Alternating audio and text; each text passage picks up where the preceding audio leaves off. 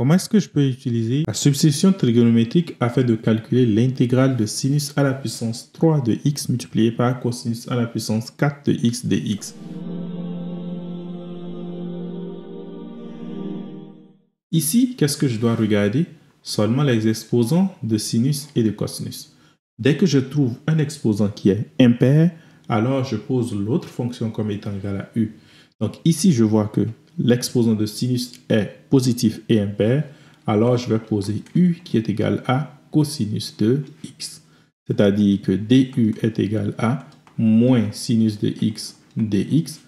Donc, je vais simplement remplacer tout ça dans mon intégrale qui est là. C'est égal à l'intégrale de quoi? De sinus au carré de x multiplié par cosinus à la puissance 4 de x multiplié par sinus de x dx. Et déjà, vous commencez par remarquer que j'ai mon du qui apparaît ici à un moins près. Donc, je vais mettre quand même moins du ici. Ensuite, je vais utiliser la formule selon laquelle cosinus au carré de x plus sinus au carré de x est égal à 1.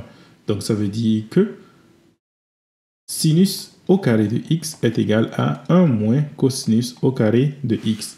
Mon intégrale devient l'intégrale de 1 moins cosinus au carré de x multiplié par cosinus à la puissance 4 de x multiplié par sinus de x dx. Je remplace u partout, j'aurai donc 1 moins u au carré multiplié par u à la puissance 4 multiplié par moins du. Donc tout ceci est égal simplement à l'intégrale de u à la puissance 4 facteur de u au carré moins 1 du.